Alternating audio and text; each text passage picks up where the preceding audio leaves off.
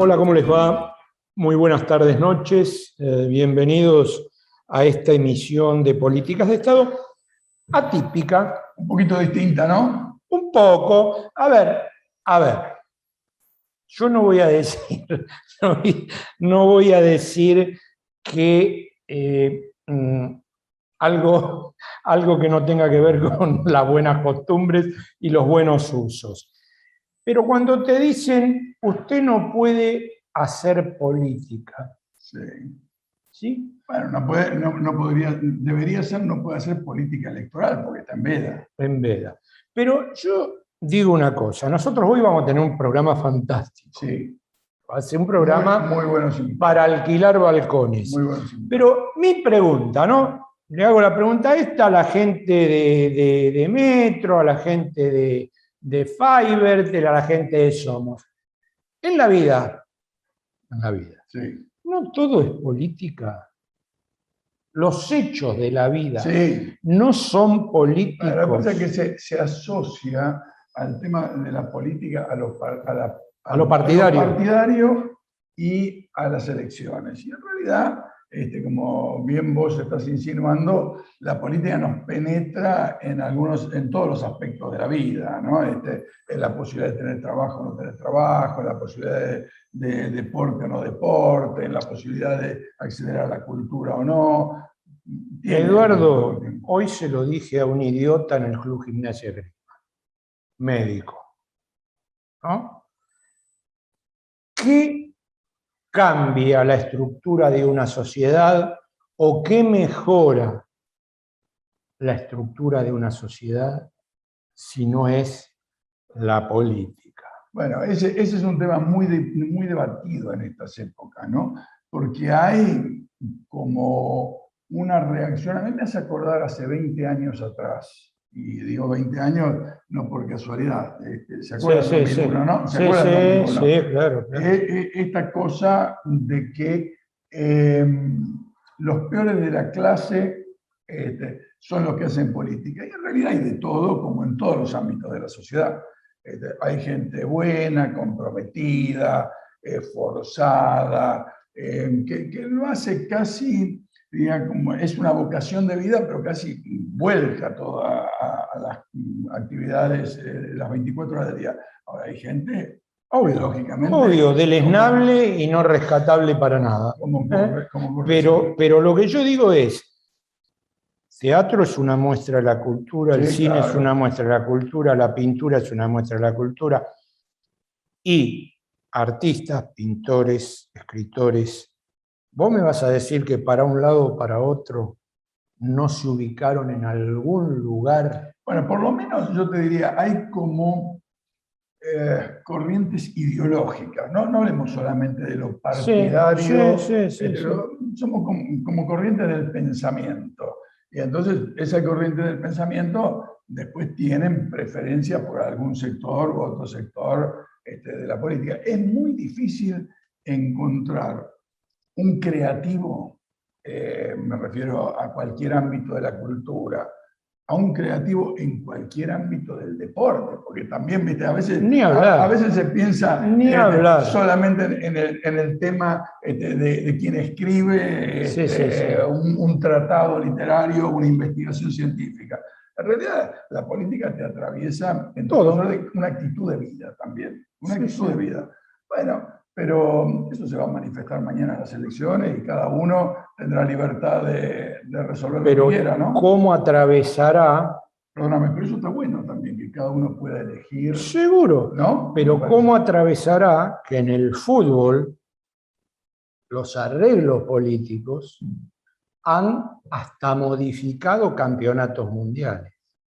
Bueno, esos no son temas que yo. Ya ni siquiera me atrevo a hablar. Y se lo voy a tirar al segundo invitado. Perfecto.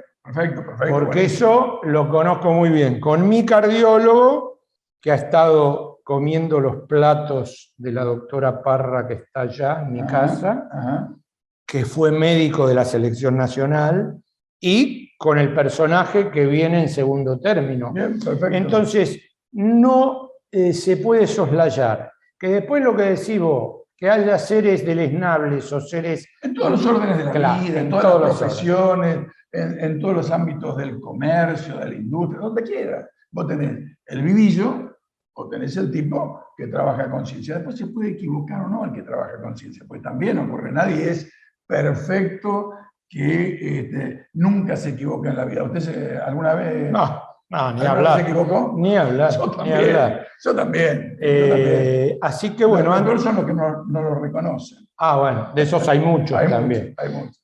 Antes de ir al primer invitado, le quiero mandar un saludo desde el alma, como el balsecito, y decirle que este fue el último año que voy a presentar el mejor programa de cable médico de la televisión argentina.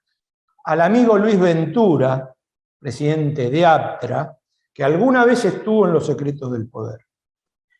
No sé quién ternó los programas de salud. Sí sé que me parece un despropósito que ni siquiera Vivir Más y Mejor haya estado en las ternas. Luisito, revisá a los que ternan los programas de salud y de buena vida. Algo tenía que decir. No digo más porque usted sabe cómo soy yo, entonces... ¿Queda más tranquilo, más relajadito? Y mire, a ver, yo sé lo que hago. Si hago un programa con los mejores médicos de la Argentina, sí, y el programa es del Deutsche Hospital, del hospital alemán, sí, no soy yo. A ver si me entendés. Sí, claro, no es Los Secretos del Poder, ni Racing una pasión. No. Esto fue un programa modelo. 3 años lo presentamos porque la gerenta de Metro nos dijo, Ariel, lo mandamos. Sí, mandalo. Para mí es un muy buen producto. Ok. ¿Entendés por dónde viene? Entendí. Yo no quiero hablar de otras cosas que me pueden traer serios problemas. Ya lo entendí. ¿Sí? Pero puedo hablar de experiencias personales cuando yo estaba en América. Decíamos, ¿no? Hay buenos políticos, malos políticos. Y alguien me ofreció ternarme en Los Secretos del Poder. Mira. No voy a seguir. Luisito, un gran abrazo y aguante el porve, Luisito. Que yo también, aparte de Racing, tengo mi corazoncito ahí. Vamos al primer invitado de Políticas de Estado con Eduardo y un actor de la hostia. Yo le dije que iba a ser un programa muy especial, Sigal.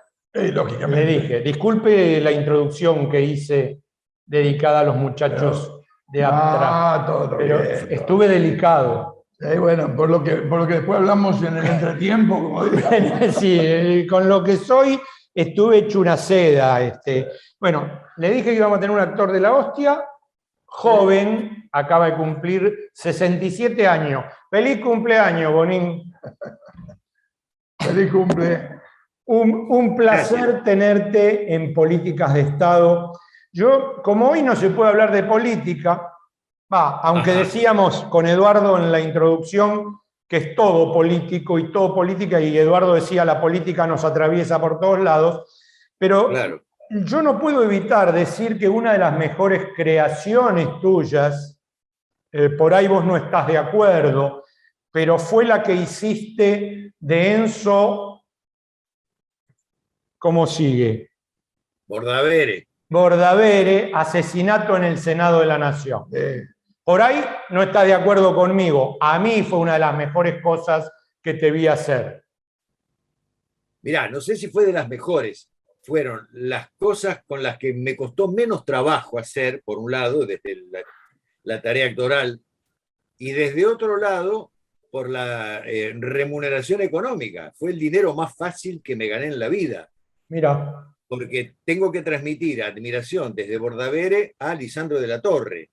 Es mecánica la traslación hacia mi admiración hacia Pepe Soriano y hacia lo que era Pepe, lo que sigue siendo Pepe para todos nosotros los actores. Era una traslación directa. Entonces, era muy fácil hacer esa cosa de admiración, de respeto, de aceptación de la palabra revelada del del gran Lisandro de la Torre, yo lo trasladaba directamente a Pepe Soriano. Vos sabés que lo va a contar él, pero yo no sabía, yo no sabía que te habían llevado al médico porque no querían. Tu viejo decía que estabas loco. Ah, eso lo leí. ¿Eso lo leíste? Sí, ¿Cómo fue esa historia para arrancar de ahí hasta tu llegada al teatro, no? Es que yo creo que mi viejo no pensaba que yo estaba loco. Mi viejo pensaba otra cosa, que para la época era muy dura. Claro. Yo criado en Villa Ballester, padre colectivero, madre ama de casa, barrio, calle cortada, que era la cancha de fútbol, era el autódromo, era la selva de Tarzán, eran la sierra de Poncho Negro o de algún aventurero. Que un hijo le diga, quiero ser actor, quiero estudiar teatro, era conflictivo. Era como decirle en aquel entonces, quiero ser bailarín. Claro. Creo que a mi viejo se crispó un poco y dijo, este chico está enfermo, y me llevó al médico. Y el médico, sí. Yo tenía 16 años, el médico le dijo, déjalo, ya se va a cansar. Claro, se va a cansar. Bueno, por suerte no me cansé. Se murió el doctor y vos seguiste con el teatro, el cine y la televisión. No, pero me parece, Prado de apellido el doctor, Prado. Arturo, me parece muy linda la anécdota, porque también te retrata cómo va cambiando la sociedad, claro, porque era normal que tu viejo piense, este chico está enfermo, o le falla algo, y que vaya al médico, ¿no? Sí. Pero llegó un punto en que, bueno, las cosas se fueron modificando, se fueron entendiendo muchas cosas. Ahora son los padres los que los llevan a los hijos a estudiar teatro. Totalmente. Y a baile, y a esto, y al otro, y aquello, y deportes y demás. Antes era como zonas muy exclusivas de ciertos y determinados sectores, y que eran miradas desde otros lugares con desconfianza, claro. con que la idea era la ocultación de alguien, ¿no? Claro, yo te digo que soy un tipo de edad también. Tengo hijos de distintos ciclos, de distintas edades. Todos tienen algún perfil creativo artístico, digamos, ya sea por la publicidad, por la docencia, o por el baile. Y a mí me encanta, digamos, todo eso. Me parece fascinante porque ojalá pudiesen ganarse la vida. No todos tienen la posibilidad de ganarse la vida. Claro, ese es uno de los problemas. Ese es uno de los límites, yo creo, la libertad de poder elegir algo, la posibilidad, las opciones que te va dando la vida, o que te van dando las condiciones sociales, económicas, ambientales y demás, donde uno pueda tratar de entender qué es lo que le va. Por dónde viene su vida, o por dónde podría encaminarse su vida. En ese sentido yo tuve muchísima suerte. ¿Vos te acordás, Arturo? Era un poco el sueño del ascenso social, tenía que ver con mi hijo el doctor, digamos, ¿no? Con mi hijo el actor. Claro. Bueno, esto es lo que decía mi viejo. Cuando yo estudiaba química para la alimentación, y era un avanzado estudiante, muy prolijo, muy metido con el estudio, responsable, hasta que descubrí el teatro, y el teatro me partió la cabeza. Y cuando le dije a mi viejo, no quiero estudiar más química, me dijo, bueno, está bien, estudia lo que quieras, yo te banco. Bueno, quiero estudiar teatro. Y se volvió loco, me dijo, anda a laburar. ¿Qué es eso? Claro, era el formato de la época también, ¿no? Claro. Él quería el título de técnico químico o de algo, pero actor, ¿qué es eso? Era un despropósito en aquel entonces. Empezaste haciendo teatro. Sí, y sigo. Es el lugar natural del actor. Todo lo demás es aleatorio, todo lo demás es consecuencia. La televisión vino después, el cine vino después, pero yo no pensaba vivir de actuar. Yo nunca lo pensé eso. Era circunstancial. Yo trabajé de muchísimas otras cosas mientras hacía teatro, durante muchos años, frecuentando grupos de teatro y demás, desde colocar prendas en vidriera, vender rulemanes, tener un kiosco, en fin, era un busca donde iba adecuando o adaptando los horarios de trabajo, las posibilidades de trabajo a la libertad de poder ensayar y hacer teatro a la noche. Salir del teatro a las 11 de la noche o a las 11:30 después de una función e ir a un negocio a colocar prendas en la vidriera hasta las 3, 4 de la mañana era lo habitual, porque lo iba adecuando a la necesidad mía o a las posibilidades. Tuve suerte en ese sentido. Ahora, Arturo, de alguien que ignora, digamos, la profesión, ¿no? De actor, que no, más allá de lo que uno ve, no la vive desde el otro lado del mostrador. A mí me da la impresión que debe ser un trabajo intenso, aprender un personaje, aprender un texto, poder interpretarlo, expresarlo y que quien me está viendo y escuchando pueda captar la esencia. Debe ser un trabajo importante, ¿o no? No sé si es importante. Para mí es fundamental, es vital. Para mí es la forma de contar cuentos y la forma de complicarme con otros. Yo amo el teatro porque amo las palabras y amo el teatro porque amo la gente y porque el escenario para mí y el teatro para mí es un hecho colectivo y solidario. Amo lo solidario, amo el trabajo colectivo, la tarea colectiva. Un unipersonal no es un solo actor. Es un actor, un autor, un director, un escenógrafo, un coreógrafo, un técnico, alguien que sube o baja el telón, alguien que pone las luces, alguien que piensa las luces. Es un trabajo colectivo, sigue siendo, aunque es un solo actor arriba del escenario. Y esto es lo que yo entiendo que para mí conformó el teatro una escuela de vida. Una escuela de vida en ese sentido, que todo se realiza o se conforma a través de lo colectivo y lo solidario. El prestar lo que uno sabe, ponerlo al servicio de una idea, de un cuento. Yo digo, mi oficio es contar cuentos y contarlo de la mejor manera posible, complicándome con otros, poniendo lo que yo tengo y entendiendo que es lo mejor que puedo hacer y lo mejor que puedo poner. Y al otro también, reclamándole lo mejor que pueda poner y lo mejor que pueda hacer. Y tratar de contar un cuento para quién, para el espectador, que es el destinatario último. El espectador, si no tenemos un espectador, no sirve el espectáculo, no hay a quien contárselo. Y esto es lo maravilloso. Hoy, a la luz de tantos años de carrera, ¿dónde sentís que te sentiste más cómodo? ¿En el teatro, en el cine o en la televisión?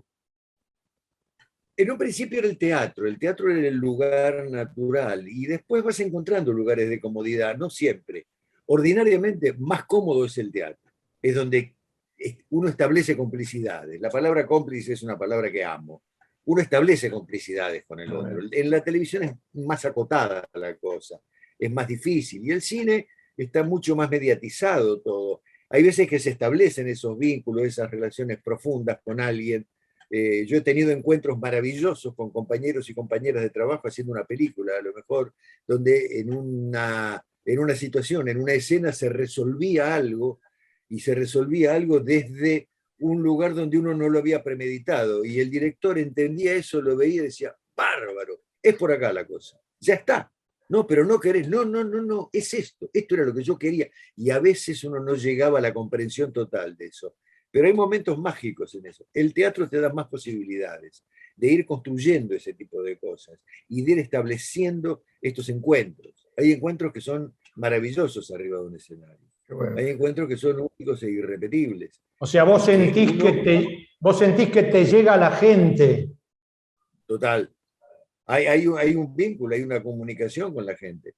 El silencio, el murmullo, la tos nerviosa del espectador, la risa nerviosa de un espectador. Quiere decir que uno pegó en un lugar determinado. A veces una risa no implica aprobación, implica otra cosa, implica una crítica. Porque según quien lo esté leyendo, desde dónde está leyendo lo que ocurre, la risa puede ser sarcástica, puede ser jodida, puede ser un sobreentendido la risa. Este tipo de vínculo que se establece solamente con el espectador es distinto al que se establece con el compañero de trabajo, pero es complementario a la vez. Claro. Es distinto, pasa por otro lado, pero a la vez lo complementa. Y a veces uno encuentra en un compañero de trabajo un lugar de placer, de poder compartir ese momento que a veces se congela. Entonces está el trabajo de uno de ir recreándolo para otro momento, para otras funciones. Hay veces que uno se da cuenta que la está errando. Hay una anécdota famosa de un actor americano, un actor bastante piola, que hace poco tuvo una desgracia muy grande con un revólver de fogueo. Alec Baldwin. Alec Baldwin. Un día en un reportaje le preguntan qué hace cuál es el lugar que más le gusta. Y ahí coincidíamos, porque dice, es el teatro. ¿Y usted qué hace cuando llega al teatro? Y yo llego 2 horas antes, tomo una gaseosa, tomo agua. Yo tomo mate en el camarín, tomo mate 1 hora, 1 hora y media antes. ¿Y qué más hace? Y releo la obra. Y releo la escena que seguramente cagué la noche anterior. Porque siempre tenés la posibilidad de cagar una función con una obra, con una escena. Y esto es lo que pasa en el teatro. Siempre te da revancha el teatro. Esta es la ventaja. Tenés la posibilidad de resarcirte de la trastada que te mandaste ayer o anteayer, no sé. Pero esto es lo maravilloso del teatro. Nunca es igual. Arturo, ¿y por ahí es una pregunta que no te debería hacer? ¿Dónde te sentiste más cómodo? ¿Dónde te sentiste más realizado? ¿Hay alguna película, alguna obra de teatro, algún teleteatro, algo que vos te digas, esto me marcó, esto me hizo sentir desplegado? Sí, te podría decir varias cosas, varios momentos, ¿no? Donde uno entiende que uno pegó un salto o donde uno comprobó que se equivocó. Y esto te da la posibilidad de crecimiento. Hubo un momento en la conformación de un grupo de teatro en el que yo estaba, que fue Teatro del Centro, que estuve 15 años ahí. Hubo un momento donde se produjo un cambio. El director, un tipo muy querido por mí, por todos nosotros, muy respetados, nos hace una propuesta, no nos interesa, con mucho dolor le dijimos que no, dijo, entonces él dio una suerte de paso al costado. Después retomamos con él, 3 o 4 años después retomamos y seguimos haciendo cosas, pero en ese momento, y era como que no sabíamos dónde pararnos como grupo. Y uno de los integrantes del grupo dijo, yo quiero dirigir. Mira. Y fue una tarea que nos tomamos nosotros, que fue asumir a un compañero, a un par, como director en un espectáculo. Que era difícil, era complejo en aquel entonces. Años 70 y monedas, 72, 71, 72, por ahí. Y fue con el grupo de Teatro del Centro, que fue interesante eso. Y ese fue para mí un momento de crecimiento, un momento de desarrollo, un momento de decir, caramba, estábamos parados en un lugar muy cómodos, muy bien instalados, y las condiciones nos provocaron un desafío. Y este desafío había que asumirlo, había que decir, o me quedo acá, acepto esto, entro en una dinámica que no me interesa, pero que estoy cómodo, que no arriesgo nada, o me mando en esta dirección. Y colectivamente asumimos eso. Fuimos un grupo que asumimos eso. Y esto para mí fue un crecimiento muy grande, muy grande. ¿Cuál fue el mejor director que tuviste? Oh, qué difícil, ¿eh? Y bueno. Es difícil. No sé si el mejor, con el que mejor me llevé y con el que sentí que aprendíamos juntos, que fue con Luis Rossini, que lamentablemente no está más con nosotros. Pero un director que se fue haciendo desde su formación inicial con Manuel Dierbabny, que era el director al que yo aludía antes, y que llegó a un punto Manuel Dierbabny. Manolo Dierbabny. Sí. Y él entendía, Luis, que tenía que pegar su salto, y pegó su salto, lo acompañamos en eso, y después tuvimos varias experiencias juntos, hasta un punto. Después, como dice después la vida 1000 caminos me ofreció, después fuimos desandando caminos juntos, y nada, y nos separamos, pero nos separamos porque la vida nos fue llevando por distintos derroteros, pero fue con el que más empatía tuve en distintos momentos de desarrollo y de desarrollo intelectual sobre qué es el actuar, qué es el arte del actor, qué es eso de estar parados en un marco de ficción con un hecho vivo, concreto, pero el marco es de ficción. ¿Cómo es eso? ¿Cómo se articula eso? Bueno, eso es una tarea, es un laburo que tenemos que hacer para adentro y para afuera, y ahí es donde se establecen las complicidades, donde hay que aclarar inclusive las reglas del juego con las que uno quiere abordar, y a veces te encontrás con que sí, con que se da naturalmente. Sí, hay veces que hay que forzarlas esas cosas, y hay veces que no se dan, y cuando no se dan, no se dan. Y son ¿Y los espectáculos fallidos, y son las obras fallidas.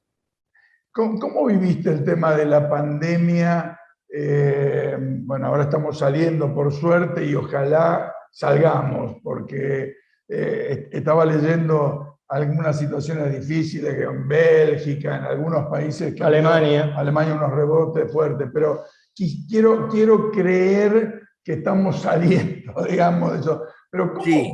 ¿cómo viviste el 2021, la primera parte del 2022?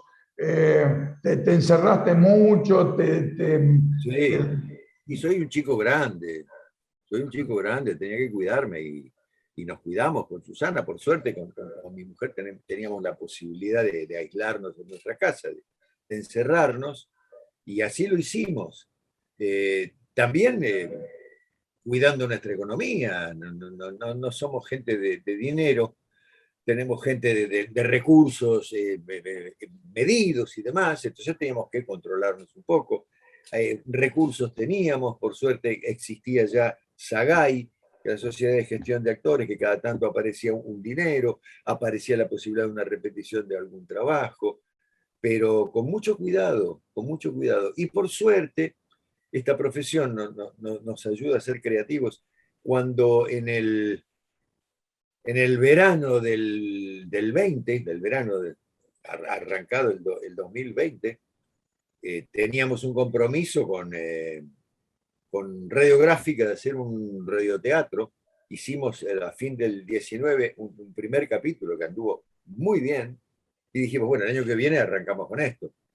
Y al otro año apareció la pandemia y se fue todo el demonio. Chao. Pero la creatividad de Fabián Pelliza, un joven, muy joven, Fabián Pelliza, el mago lo bauticé y el mago le quedó, que juntaba nuestros audios, que lo grabábamos en nuestro teléfono a través de vernos en el Zoom, grabábamos nuestros audios individuales, tratando de seguir con la dirección de Carlos de Martino una dinámica determinada, y él los mezclaba después, y con eso conformó un radioteatro que estuvimos un año trabajando en eso. Y eso a mí, yo digo, me salvó gran parte de la cabeza, porque estaba metido en algo creativo, en algo al que estaba acostumbrado a hacer y que no necesitaba la presencialidad, o que fue poder suplir la presencialidad con creatividad.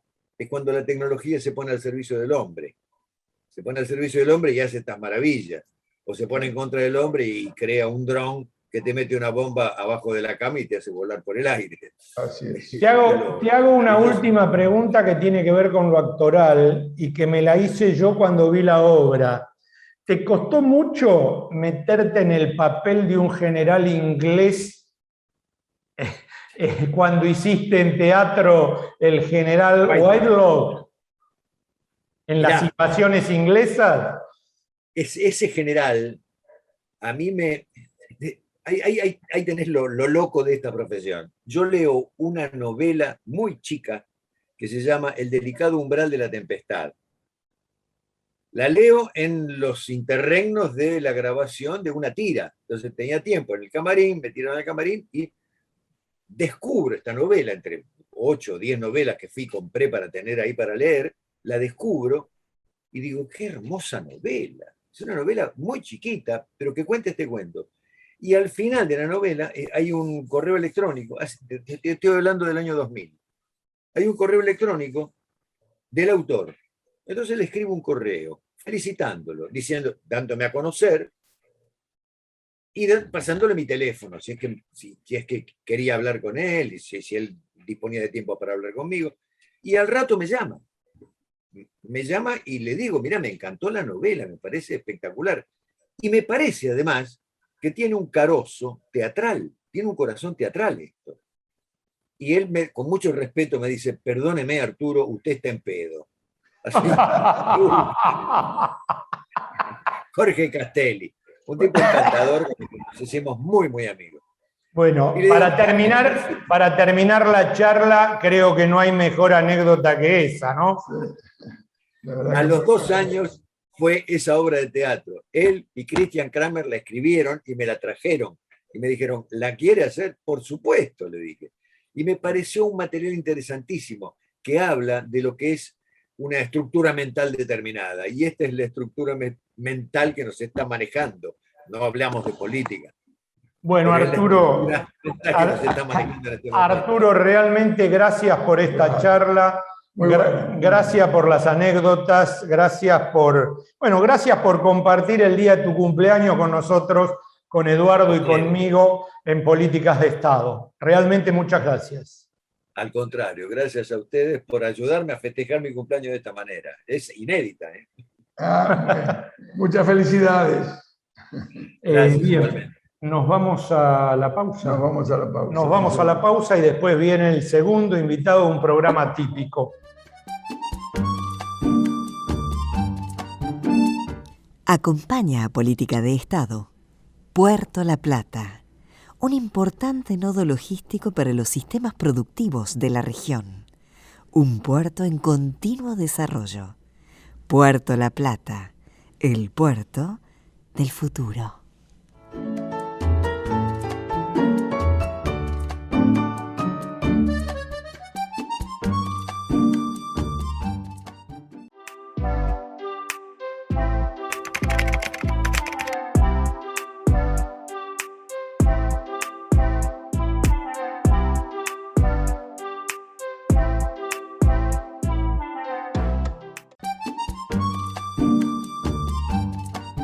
Le voy a contar al invitado algo que no conté en los 21 años que hice el programa de Racing en televisión. Y supongo que lo que te voy a contar, que te lo tendría que haber contado, hoy le decía a mi mujer, a Patricia, si yo me hubiera acercado a Fernando desde el lugar profesional, desde médico psicoanalista, etcétera, etcétera, etcétera, cuando estuvo en Racing, probablemente mi vida hubiera sido distinta, de acuerdo a cómo sos vos, como un todo, como persona, y esto tiene que ver con lo que viviste vos con Maradona en Racing. Uno de los pocos días que yo iba a los entrenamientos, siento que me tocan la espalda. Cuando me doy vuelta, era el padre de Claudia. Entonces me dice, ¿usted es médico psiquiatra? Le digo, bueno, más o menos, soy médico psicoanalista. Me dice, ¿cómo hacemos para sacarlo a Diego del pozo? Y yo lo miré y le dije, la única forma posible es sacarle el entorno. Y estuve a punto de contártelo y después, por esas cosas de la vida, te imaginás que me miró, la respuesta te la voy a contar algún día atrás de un vino, no fue la mejor de las respuestas que me dio el señor Coco Villafañe, y yo siempre me pregunté por qué no te lo había contado eso, porque yo sé lo que vos luchaste y lo que vos, la idea que vos tenías acerca de la salud de Diego. Desde ya te damos con Eduardo Sigal las gracias por estar acá, las gracias por las cosas que dijiste en este cumpleaños de Diego, al menos las que yo te escuché, donde entre otras cosas dijiste que no habías querido ir al entierro porque no querías encontrarte con la imagen de la muerte. Y me pareció muy serio de tu parte y muy respetuoso.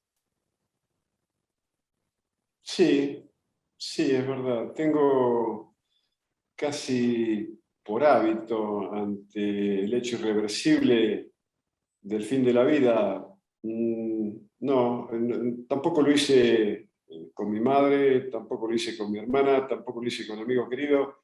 No, yo todo lo que puedo darles, lo doy en vida. Después no me queda ninguna materia pendiente como para tener que ir a justificar una presencia que a mí sinceramente me parece que está de más, porque por otro lado yo sabía que, sobre todo en el caso de Diego, yo sabía que iba a haber mucha lágrima ficticia, ¿no? A lo mejor muchos masajes con cebolla en las manos y después los ojos restregados, porque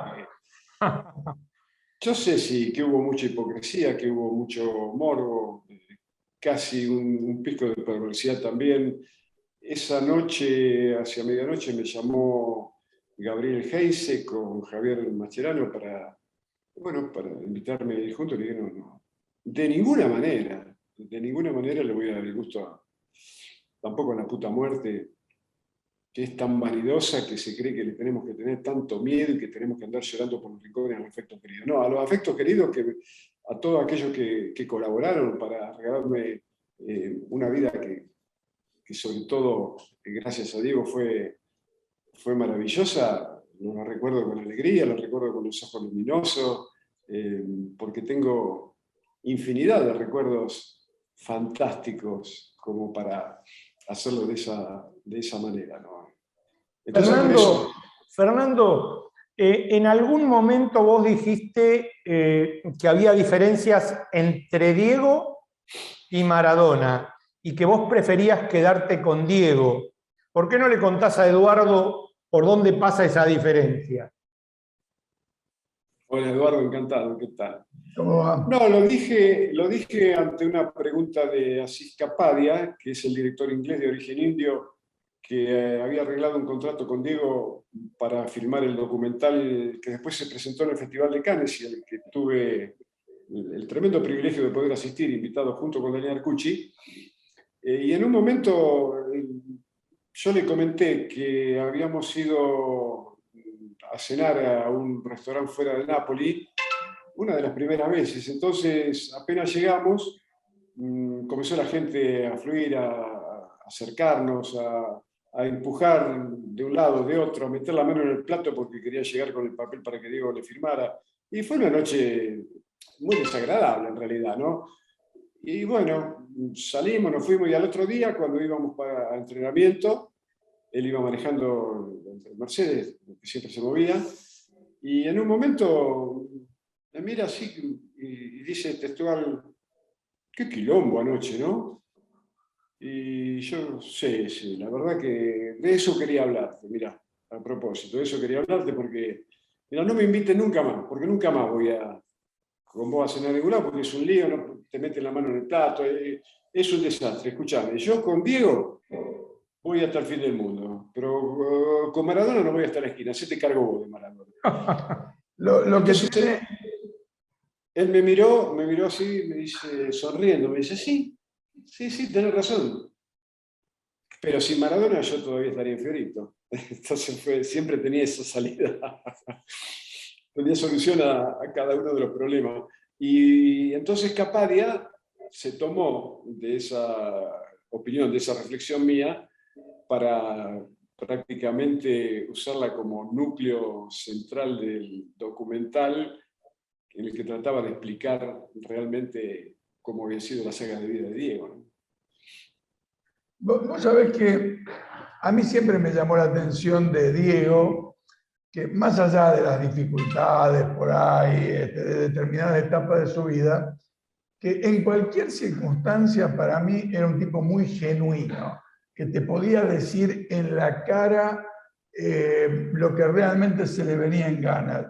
Yo te voy a comentar una anécdota que seguramente no la conoces. Yo viajé con él de casualidad en un avión, yo era senador en ese momento, en un avión fuimos a Cuba y viajaba Diego en el avión. un colaborador mío le dice, che, viaja conmigo el senador Sigal, quisiera sacarse una foto con vos. Y él así, con total desparpajo, le dice, ¿es cagador como todos los senadores? Ese era Diego. Por supuesto se sacó la foto, establecimos un vínculo, qué sé yo, había hasta cierta afinidad por el país que íbamos, pero a mí siempre, ese era el Diego, o no. Vos que lo conociste muchísimo más que yo, que tuve una anécdota así circunstancial, digamos. Sí, decididamente, claro que no sé si no habrá sido la primera visita de Diego a Cuba, que yo lo acompañé, eso fue en el año 87, invitado por Fidel el año después del Mundial, y es ahí donde yo también tuve el privilegio. Por eso te digo, ¿cómo lo voy a recordar? Alguien que, por ejemplo, me permitió estar con él en Varadero durante 9 días y al 10º ir a La Habana, a la Casa de la Revolución, y haber compartido casi 6 horas junto a Fidel en una reunión que fue maravillosa y que yo no olvidaré, por supuesto, ni hasta mi último sol, por más que eso le fastidie a tanto guía moral y ético de nuestro país, ¿no? Cuando ponen en duda todavía hoy los logros de la revolución. Bueno, pero sí, Diego era precisamente como él, y sobre todo cuando se trataba de cosas ligadas al poder. Él tenía, no sé a dónde, pero en algún lugar de él, ese resentimiento absolutamente justificado, porque cuando él vivía en Fiorito, en las condiciones en que sabemos que vivía,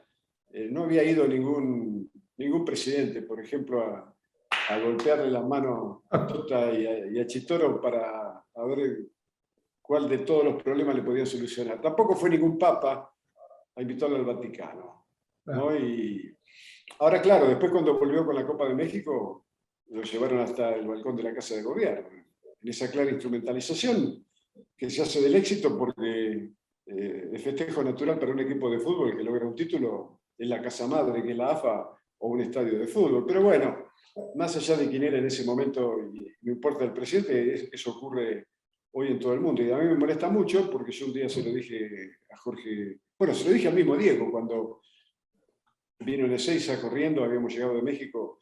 Dale, Far, que tenemos que ir a la Casa de Gobierno porque nos está esperando el presidente. Y digo, ¿qué Casa de Gobierno? No, yo voy con tu papá voy a tomar un mate a tu casa, te espero allá. Porque me di cuenta en el acto de que ¿qué tenía que ver eso una cosa con la otra?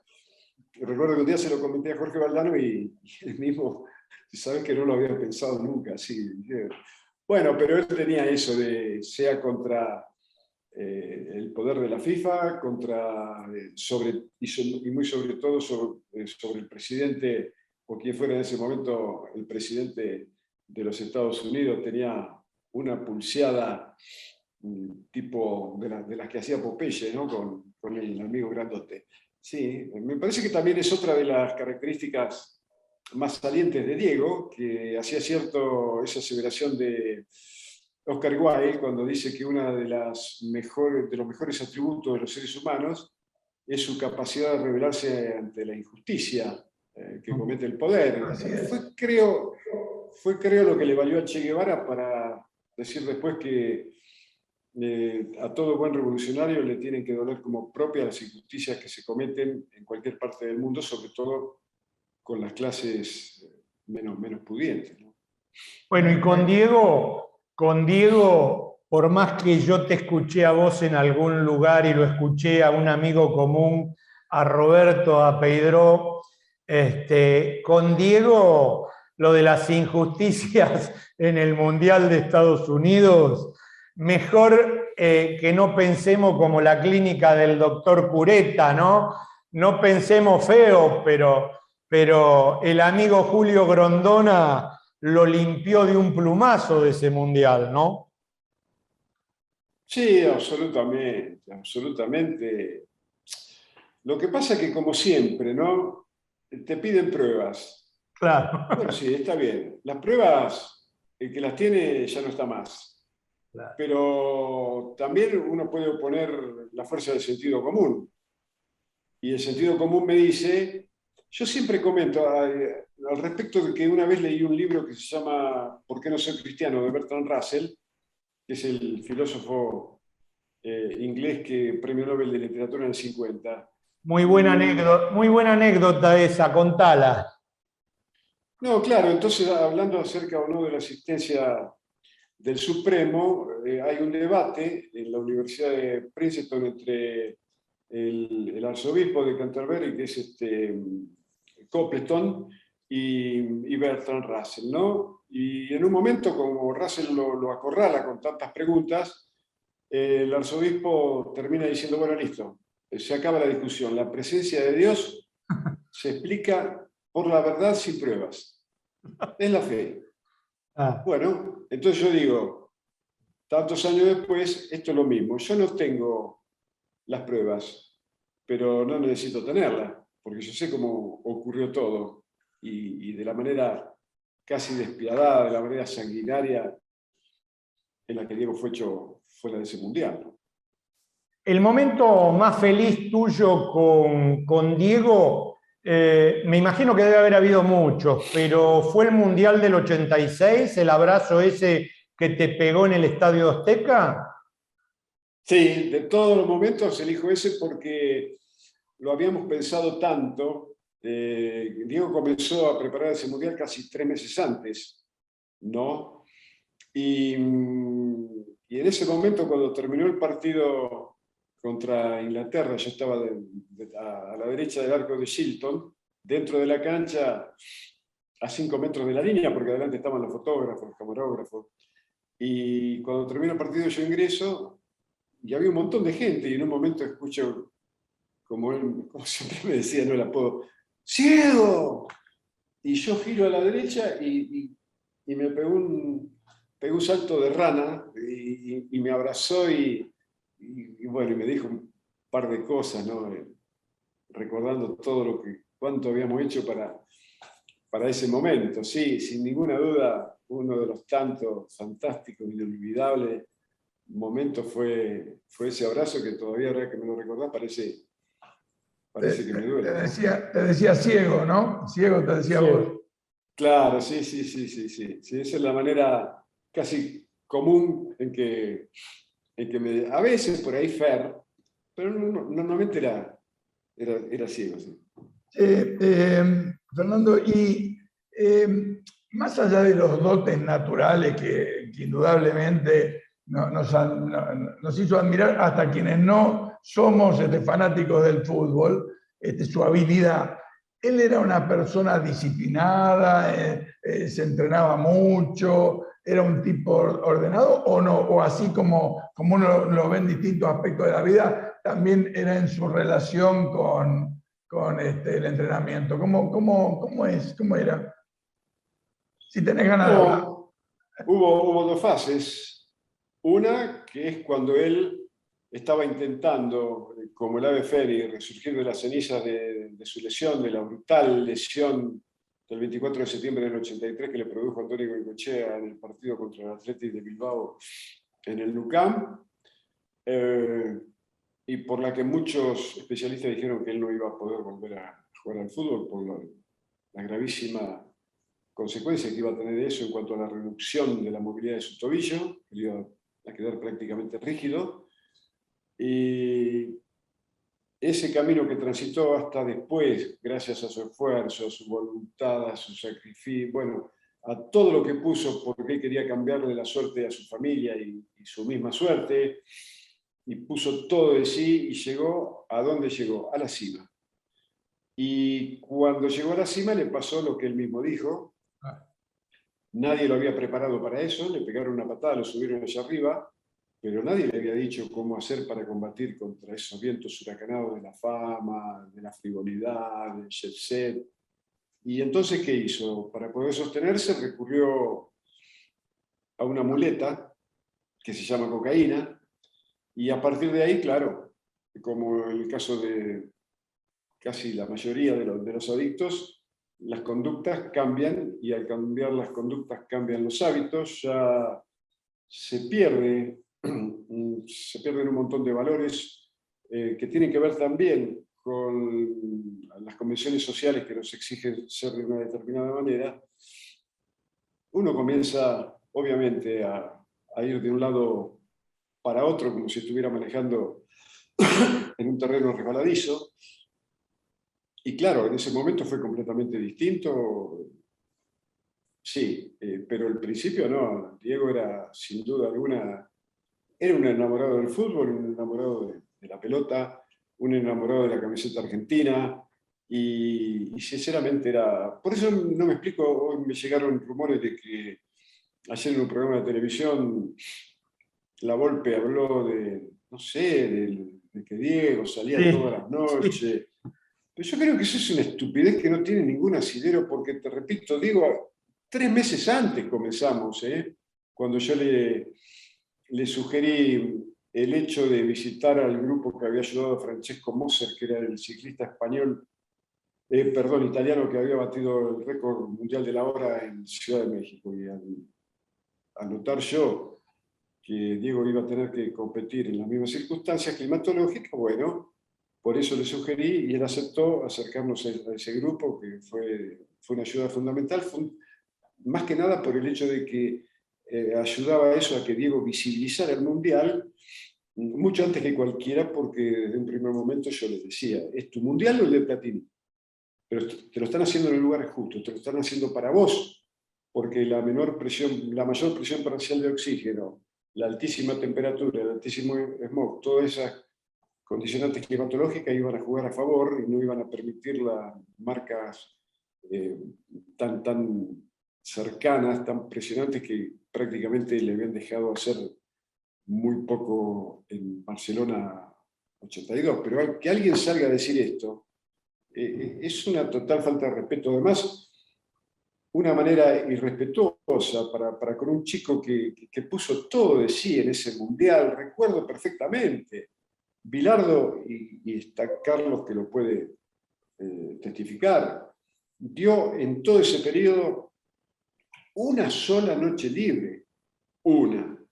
Fernando, te tenemos que cortar porque se nos acabó el tiempo. Realmente es una lástima, la verdad es una lástima. Realmente tendríamos que hacer un programa entero u otro día llamarte y dejarte toda la hora hablando de todo este tipo de cosas, de ese Maradona antisistema y demás. Pero te damos las gracias con Eduardo por esta charla, y que tengas la mejor de las suertes en la liguilla en México. Éxito. Ok, para ustedes también, y ante la proximidad de Navidad y Año Nuevo, muy felices fiestas, ya nos estaremos viendo. Dale, igualmente. Gracias. Nos vamos. Nos vamos. No, qué programa. Hasta pronto. La verdad qué programa tuvimos. Un programa hermoso. Y lo tenemos que invitar una hora entera. Sí. Aparte, porque estamos hablando de Maradona. A mí me ha pasado a andar por cualquier lugar del mundo, porque si es argentino, Maradona. Canal 7 somos, canal 517 Flow. Hasta el próximo sábado después de las elecciones. Pásela muy bien con Eduardo, conmigo, Ariel Crespo. Chao.